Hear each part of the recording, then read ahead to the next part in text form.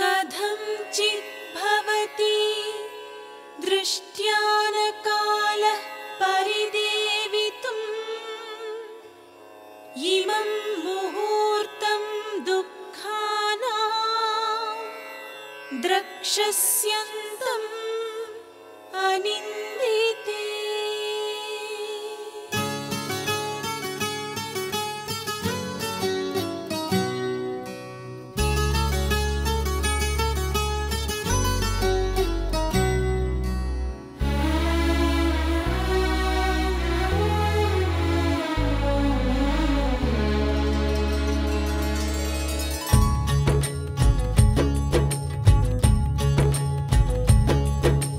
మనసున కోర్కెలు ఎల్లలు దాటితే సుందర కాండలే మమతల మాటున వంచన చేరితే సుందర కాండలే మనసున కోర్కెలు ఎల్లలు దాటితే సుందర కాండలే మమతల మాటున వంచన చేరితే సుందర కాండలే చీకటి కమ్మినా వెలుగయ్యేవో కదే సుందర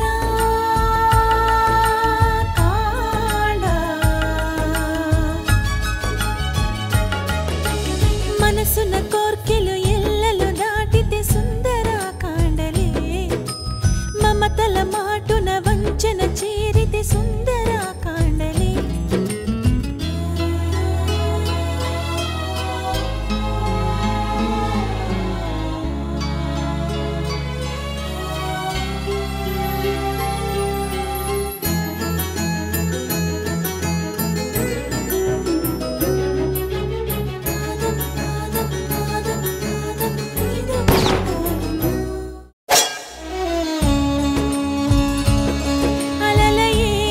మనసుకు ఆశలే ఓవల ఆసుడే లాగితే చేర్చునా ఆవల అలలయే మనసుకు ఆశలే ఓవల ఆసుడే లాగితే చేర్చునా ఆవల కంటినే తడిపితే చూపదే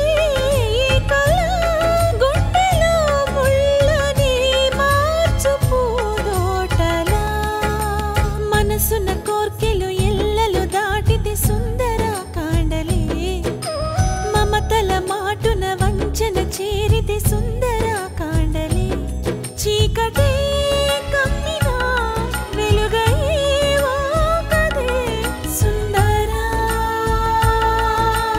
కాండ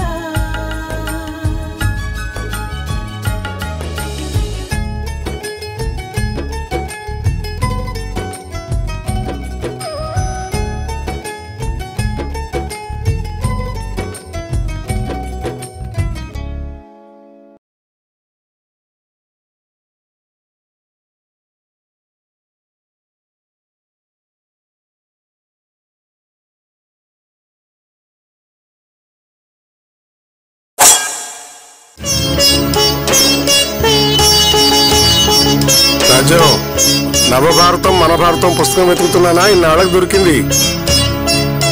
రాజు ఏమైంది? ఏమండి నాకెందుకో చాలా భయంగా ఉందండి. ఎందుకు? మన స్నేహకి ఏదో ఆపద కలిగిందండి. ఏమిటి? మన స్నేహకు ఆపద కలిగిందా? ఏమిటి రాజు పొద్దున్నే ఏదైనా పీడకలగన్నావా ఏమిటి? కల కాదండి, నా మనసుకి ఏదో కీడు శంకిస్తోంది. మన అమ్మాయి అక్కడ ఎలా ఉందో ఏమిటో. ఏమండి ఒక్కసారి ఫోన్ చేసి కనుక్కుందామా? ఇలా చీటికి మాటికి ఫోన్లు చేస్తుంటే నువ్వు తన మీద బెంగ పెట్టుకున్నావని స్నేహ నీ మీద బెంగ పెట్టుకుని వెంటనే ఇండియాకి వచ్చేస్తానంటుంది రాజు. ఇప్పుడు మన అమ్మాయి గర్భవతి కదా రాజ్యం, ఈ సమయంలో ప్రయాణాలు చేయకూడదు. ఎలాంటి ఆందోళన కలగకూడదనే కదా మన అబ్బాయి పెళ్లి విషయం కూడా తనకు చెప్పకుండా ఆపేశాం. ఇప్పుడు అమ్మాయికి ఏదో అయిపోయిందని ఊహించుకుని నువ్వు కంగారు పడిపోయి అక్కడ అమ్మాయిని కూడా కంగారు పెట్టించడం అంత మంచిది కాదు. అన్నట్టు నువ్వు ఆధ్యాత్మిక రామాయణం అడిగావుగా, ఇదిగో తెచ్చాను. ఊరుకోండి. అయ్యో రామరామ. ఏమండి నేను ఊరికే కంగారు పట్టలేదండి. అమ్మవారికి పూజ చేస్తుండగా ఉన్నట్టుండి దీపం కొండెక్కింది. మన అమ్మాయిని కడుపులో ఉన్న బిడ్డని చల్లగా చూడమని ప్రార్థిస్తున్నప్పుడే ఇలా జరిగింది. ఎప్పుడూ లేనిది ఇలా అపశకునం జరిగిందంటే నాకు చాలా భయంగా ఉందండి. అమ్మాయికి ఏదో ఆపద జరగబోతుందని నా మనసు కీడు శంకిస్తోంది. పిచ్చిరాజ్యం, ఈ మాత్రానికే భయపడితే ఎలా చెప్పు? దీపం ఈ గాలికో కొండెక్కుంటుంది, అదే అపశకునం అనుకుంటే ఎలా?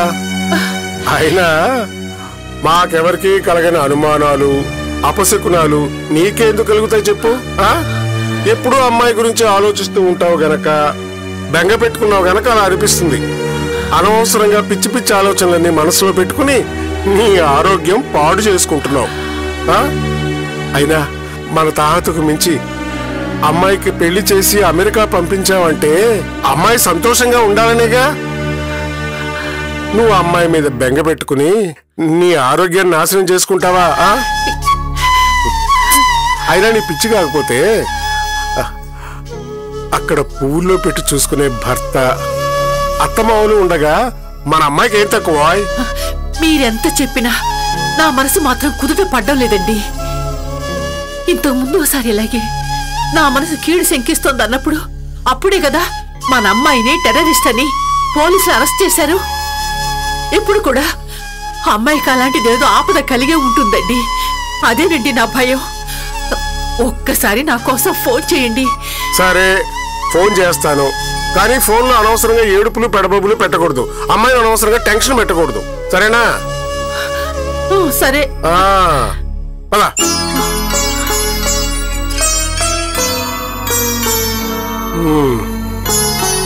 ఇప్పుడు వాళ్ళు ఏం డిస్టర్బెన్స్ ఫీల్ అవుతారో ఏమో.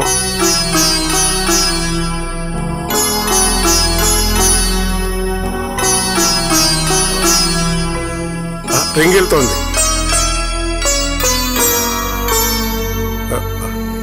ఏమిటండి? ఎవరెత్తట్లేదే? అవునా? అవును, 001గా. నాకేం తెలుసండి, ఎప్పుడు మీరేగా చేసేది. అదేలే ఐఎస్టీ నెంబరు 001.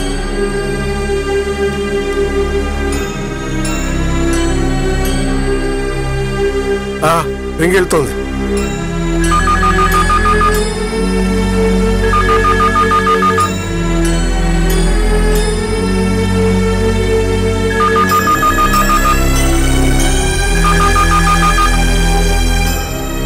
ఏమిటండి? అదే నే ఉండు చేస్తున్నాగా.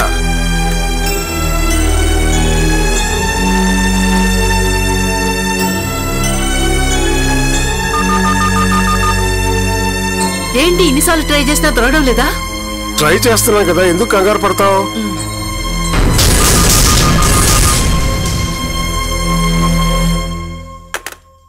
ఏమిటండి ఎన్నిసార్లు ట్రై చేసినా వాళ్ళేం తీయడం లేదా? అవును రాజ్యం, ఒకవేళ వాళ్ళందరూ ఎక్కడికైనా బయటకు వెళ్ళారేమో. బయటికి వెళ్తే వెళ్ళనివ్వండి. సెల్ ఫోను అల్లుడి దగ్గరే కదా ఉంది, దానికి ఫోన్ చేయండి. అయ్యో రమ్మ, నిజమే, మర్చిపోయాను.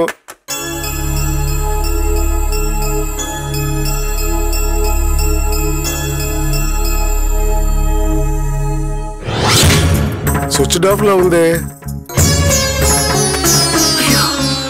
ఇంట్లో ఫోన్ ఏమో తీయడం లేదు, అల్లుడు ఫోన్ ఏమో స్విచ్ ఆఫ్ చేసింది. అంటే ఖచ్చితంగా ఏదో జరిగి ఉంటుంది. అందుకే రోజు కనీసం ఒక్కసారి నా అమ్మాయికి ఫోన్ చేసి ఎలా ఉందో కనుక్కోండి అని చెప్తే మీరు వినరు. రోజు ఫోన్ చేస్తే అమ్మాయి మనసు ఇక్కడే ఉంటుందని కనీసం వారానికైనా ఒక్కసారైనా ఫోన్ చేయరు మీరు. ఇప్పుడు అమ్మాయి ఎలా ఉందో ఏవో, ఏ ఆపదలో చిక్కుకుందో దేవుడా. ఏంటి రాజ్యం ఇది? ఫోన్ పనిచేయనంత మాత్రానా అమ్మాయి ఆపదలో చిక్కుకున్నట్టేనా? మనం చేయకపోతేనే 2 రోజులకు ఒకసారి వాణి ఫోన్ చేసి మాట్లాడుతూనే ఉందిగా. ఇదిగో రాత్రి ఒకవేళ స్నేహతో మాట్లాడిందేమో, వాణికి ఫోన్ చేసి కనుక్కుంటారు. చేయండి చేయండి. చేస్తున్నాను, కంగారు పెట్టుకో.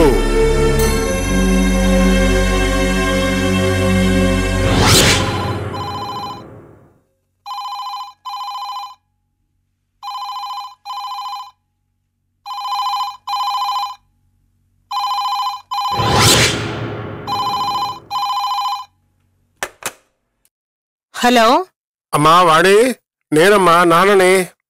మీరా? చెప్పండి నాన్న. స్నేహతో మాట్లాడావమ్మా?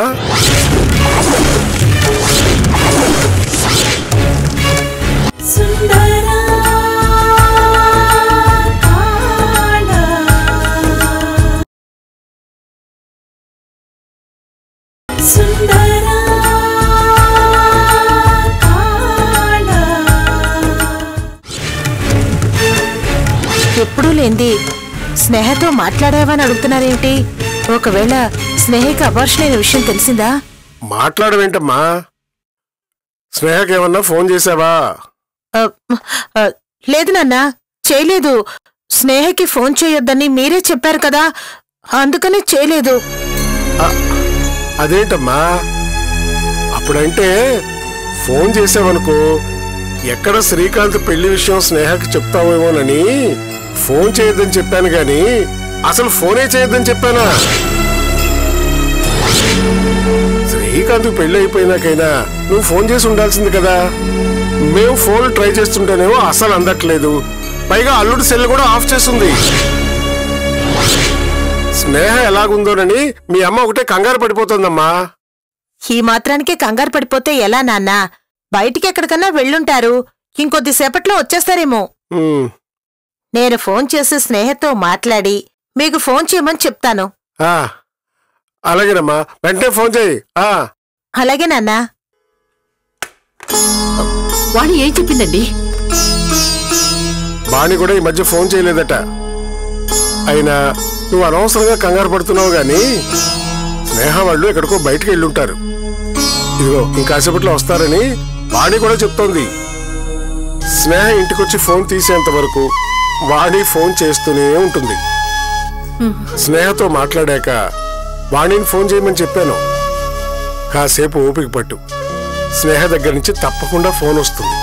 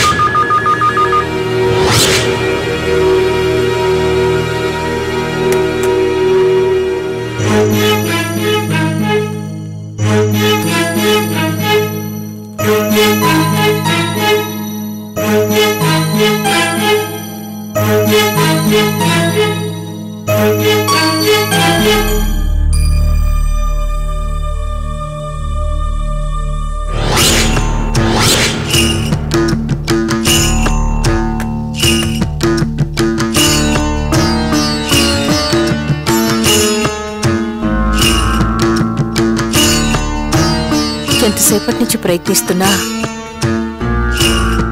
ఎవరూ ఫోన్ తీయట్లేదేంటి?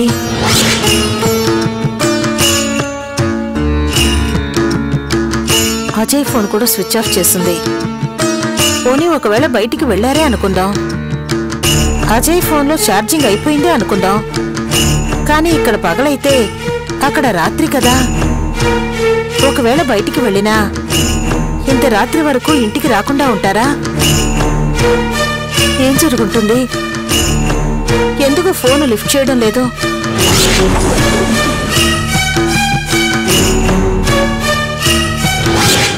ఇక్కడ వీళ్ళందరూ నా కడుపులో పెరుగుతున్న బిడ్డకి తండ్రి, మా ఆయన కాదంటున్నారు. ఒక్కసారి కాదు, 2 సార్లు కాదు, నేను గర్భం దాల్చానన్న మరుక్షణం నుంచి ఆ మాటే అంటున్నారు. నా కడుపులో పెరుగుతున్నది వాళ్ళ వారసుడు కాదని తెగేసి చెప్పారు. అందుకే మనసు చంపుకొని ఈ పాపానికి వడిగట్టాను.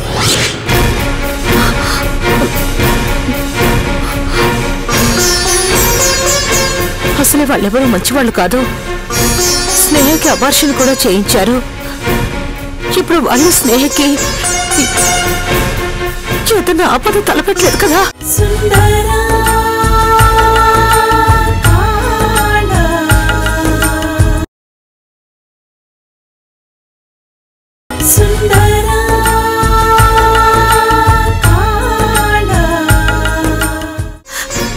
భగవంతుడా, స్నేహకి ఎలాంటి ఆపద రాకుండా కాపాడు. అవును, స్నేహ కోసం ఆలోచిస్తూ అక్కడ అమ్మ ఎంత కంగారు పడుతుందో ఏమిటో. స్వప్న, స్వప్న, ఏంటమ్మా? నేను తాతయ్య గారింటి వరకు వెళ్ళొస్తాను. ఇల్లు జాగ్రత్త. అలాగేనమ్మా.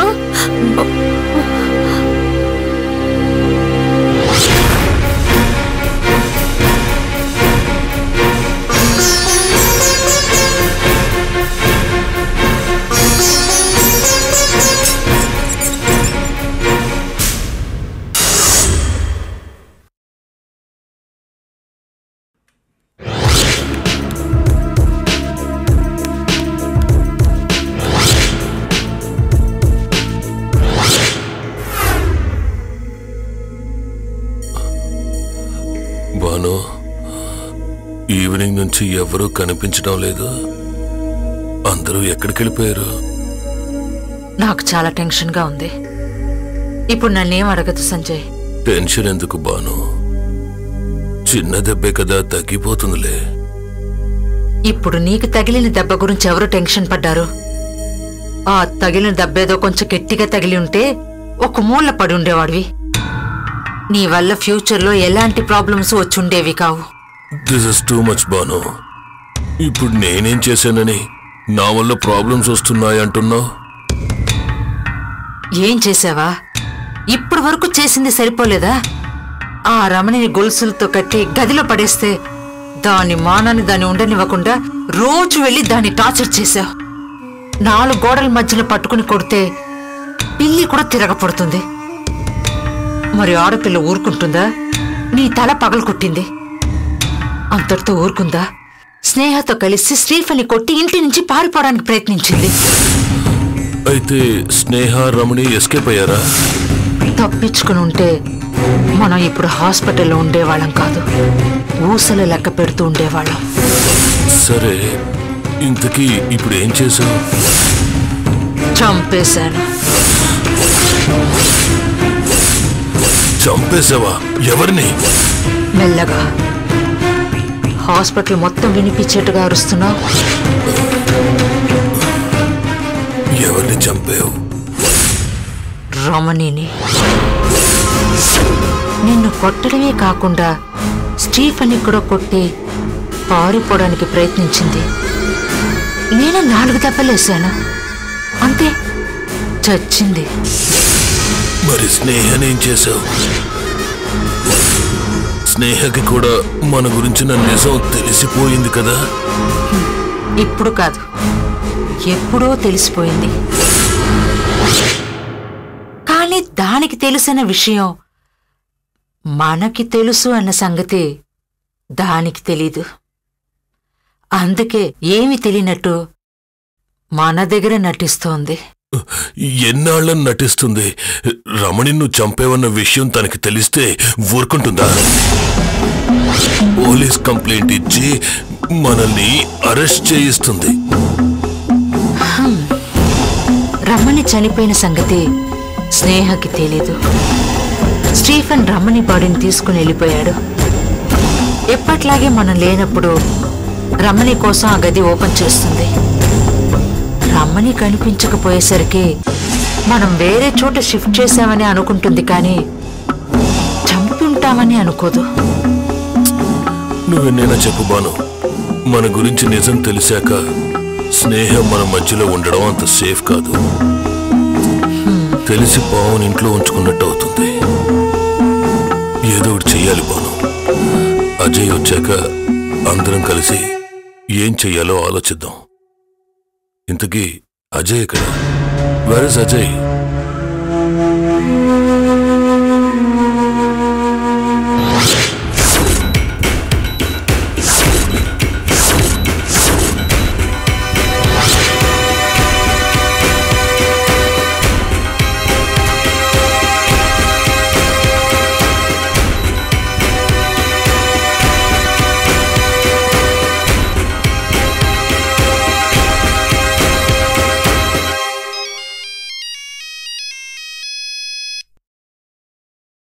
Hello. This is Chief Inspector speaking. Your son Ajay is in hospital. He's in hospital? What happened to him? Your housemaid has stabbed him with a knife. What?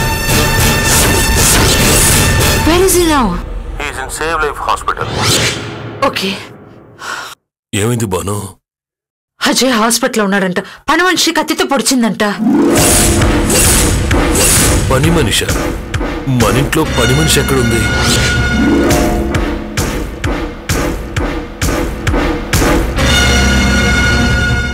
మనసున కోర్కెలు ఎల్లలు దాటితే సుందర కాండలే, మమతల మాటున వంచన చేరితే సుందర